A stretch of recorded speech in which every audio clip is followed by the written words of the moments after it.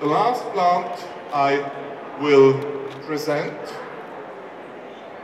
is Fourberry. Again, an American plant. It's from the prairies. It's a ribes type, so it's a relative of our currants, of red currants, white currants, black currants, and it's not common in Europe. It's from the prairie. It's an American plant. Almost everybody knows this plant because in many motorways in Europe, especially on the midway between it's planted. And sometimes it's even blooming. Not many of them. Sometimes you see even fruit, but nobody tried it as a fruit in the garden.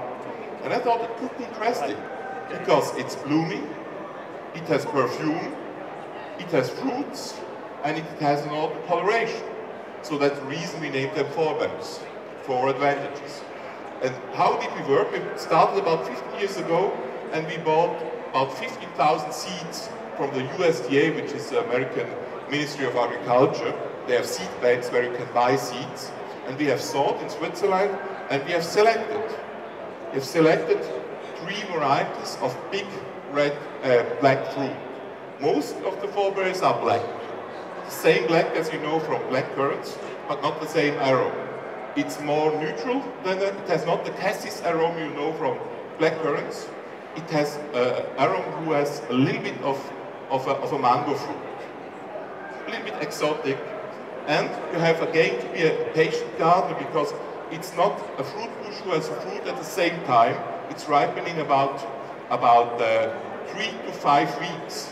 So it's more the fruit bush for the gardener, for the Birchenmüsli, to take the fruits every day for your breakfast or for something like that. And the fruits are good and very fleshy because almost no seeds and big, 1 centimeter to 50 millimeters. They are good when the first ones are cracking. Then they are good. And if you have a dry summer, sometimes perhaps you have, if you have a dry summer, they are drying on the bush and you will have wine berries. Very sweet and also good to eat. So interesting. So we have now 3 varieties selected of this, but in this 50,000 plants we had, we selected it, we found 3 with orange fruits.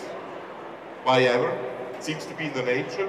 And we have, out of these 3, we were happy to find one which was interesting. Very difficult to duplicate, that's the reason it was introduced only this year. So we have now also a Fourberry with orange fruit.